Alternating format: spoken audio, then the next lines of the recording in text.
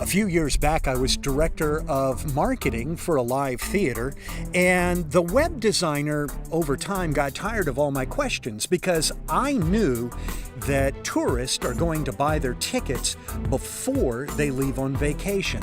And finally, he just said to me, "You know what? You're just a numbers guy." He meant that as a put down. I took it as a compliment, and I want you to be a numbers guy too. This is Section 3, Lesson 13, Analytics. Here we go.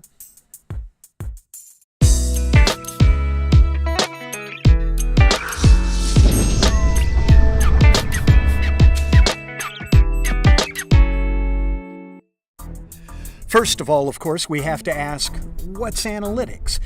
There are a number of places you can go to find website analytics, but in a nutshell, it's all of the numbers that have everything to do with how your website is performing. Now, Google has one of the most popular analytics tools. It's, of course, called Google Analytics, and it's free. Now, there are two parts to Google Analytics. One is called Google Webmaster Tools, and the other is called Google Analytics. You need to sign up for both products in order to get all of the information that I really want you to have. Analytics will measure a number of aspects of your website's performance. Let's take a closer look at Google Analytics. I really do like Google Analytics, and best of all, the price is right. Now, the standard date range, is going to be for 1 month. However, you can change that to anything you would like. A lot of times this is quite helpful and this is important, if you'll remember on Wednesday the 9th, you made a particular change to your website. Start on the 10th and then run the same thing, say from the 10th of the previous month to the 8th of this month. That will allow you to see how the change affected the website. But for this particular case, we'll just leave everything as it was. This happens to be an outdoor attraction, a tourist attraction, and they've been closed. So while they were closed, they were only, 60, 80 visitors a day. And you see as they get closer to the season, it's now up where it's between 150 and 200 visitors a day. That's very quickly going to jump between 400 and 500 visitors within just the next few days. Now, select a metric. This is the number of sessions. You can overlay this with something else, say the bounce rate. Remember, they're closed, but as they get closer to opening, the bounce rate's going down, the number of visitors is going up, and really that's kind of what you would hope to see. So the bounce rate's very high. But they've had 3,000 people come visit while they were closed. 2.5 pages, really this needs to be between 3.5 and 4 pages once they're open for the season. New visitors, since they're closed, is quite high. Typically for most websites, that's going to be closer to half and half. This is unusually high for the US. Now, over on the side, we'll find all kinds of fun things. The geography is always interesting. This is a US-based company, so most of their visitors are in the state of Tennessee, and this is kind of interesting. We can see where the visitors are from, what little towns they're from, and with this information, let's pretend you wanted to buy a newspaper ad. Well, this helps us to know. This, by the way, is Nashville, it looks like, Knoxville, and the Tri-Cities, so that would be a good place to buy a newspaper ad if you were interested in that kind of information. Mobile, this is one that you would like to know about. Overview, how many people are using mobile devices? It turns out of 3,200 people, 2,100 of them were on the mobile device. Look at this, only 888 were on the desktop and 243 were on the tablet. What that tells us is this website really needs to be optimized for mobile. By the way, you'll also notice that the bounce rate's very low for desktop, somewhat higher for mobile devices. And the average number of pages, remember I said about 3.5 is normal for most websites. That's what you see here. But on the cell phones, on the smartphones, they're not using nearly as much space, and they're only there for about half as long. They're watching fewer pages. Now, where are these people coming from. You might be interested in knowing where your visitors are coming from on social, and it turns out most of them, remember they're closed right now, the 111 out of, 300 and some are coming from, 130 some are coming from Facebook. TripAdvisor, those are reviews. Yelp, I'm not even sure if they have a Yelp account. So out of 138 people, 111 of them came from Facebook. That's important information to have, because once you know that, you'll be able to help yourself find the best way to treat, whether it's Facebook or Twitter. You're putting the right amount of resources to the right particular page. Site speed, this is important. We covered that in a different video, in a different lecture, and experiments. We're going to go over that in just a moment. So this is all kind of interesting. Behavior flow, something you do want to know about. Out of our 2,900 visitors, as you can see, all but a couple of hundred of them went to the home page. 604 of them left the home page and started to buy a ticket. That is excellent. That's the kind of thing you would love to see. But of that group, 172 of them went back to the home page and dropped off after that. So we can see where the visitors went to. Now, if we discover that a lot of our visitors are going to the directions page next, then that's a page that we probably want to feature in our menu bar. So you can find a lot of interesting information when you're looking at behavior flow. So it's all good stuff. There's information here for you, and you can get help right on the page. It's easy to find. So I strongly recommend you spend some time getting to know Google Analytics. One aspect of Google Analytics is something called experiments. And in an experiment, we can run an A/B test.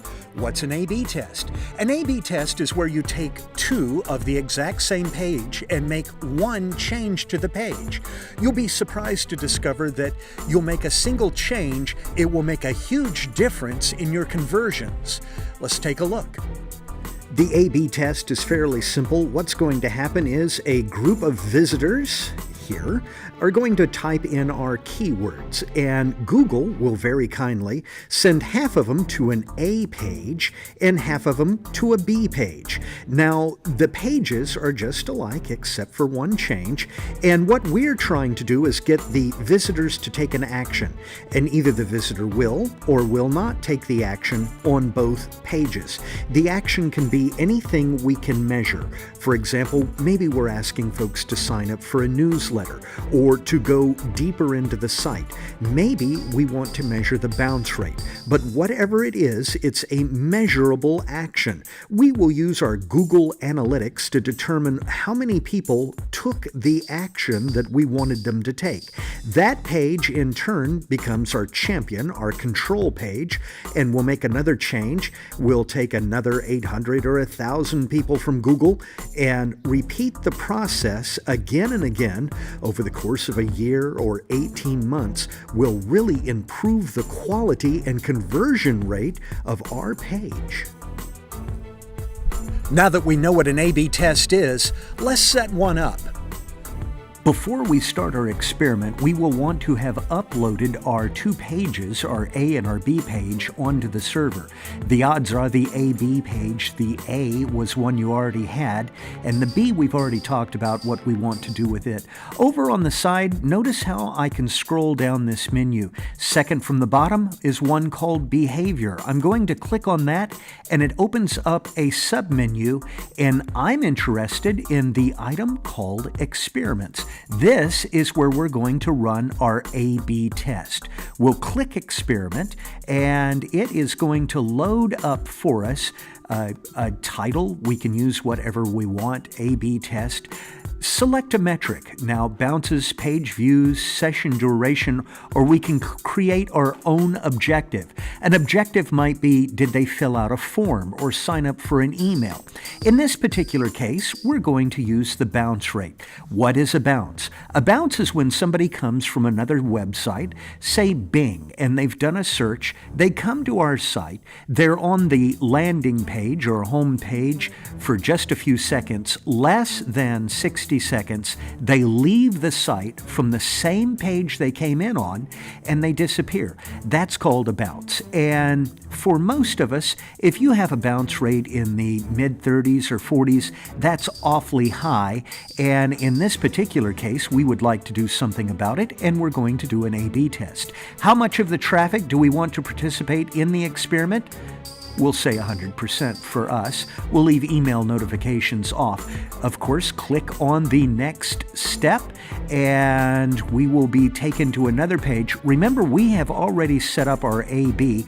The odds are the A page is your main landing page or your home page. That would be our control page. The second page is the page that we created a little bit ago. And maybe this is the page where we've changed the photograph. Now, there is an opportunity here to add another variation so we can test 2 or 3 photographs if we would like. And in this particular case, we'll say that we've got a 2-week minimum run for our test, and we're going to use it on 100% of the traffic. Obviously, we can edit this here, and this will open up a new window for us. We can change it to 2 weeks, 3 weeks, or a month, whatever we need to do. It's basically that simple. Once we're done, we'll get our code, and we will start the experiment. Now, once you've finished with all of that, I'm going to ask you to go back to your Webmaster account inside Google and fetch as Googlebot. Fetch and render. The reason why you want to do that is sometimes Googlebot has problems seeing things the way the human sees them. For example, they'll have trouble drawing a flash animation. Sometimes JavaScripts cannot be read by Googlebot. And if that's the case, obviously you're not going to rank for those particular items. Now, back in analytics. From time to time, you may have a coworker who wants to see what you're doing, or perhaps even a client. And in order to give that client permission to see your analytics account, you're going to have to go back to the main toolbar and in the admin area and go to your main account. There you're going to see a list of websites that you've set up, and of course we'll want to pick out the one we are adding permissions to. Under that, you're going to add permissions using this person's Gmail account. They have to have a Gmail account in order for you to add them. You can set this up so that Google will send them a letter letting them know that they've been added once you're complete. 99% of the time, it's only going to be read and analyze permissions. Remember, perhaps you don't really want them going in and making a new A/B test or setting up new parameters. You need to take care of a lot of that yourself. So that's something that you'll probably want to do. I, in fact, do it for pretty much all of my clients. Guys, next time it is lesson 3.14. It's all about tags. I'll see you soon.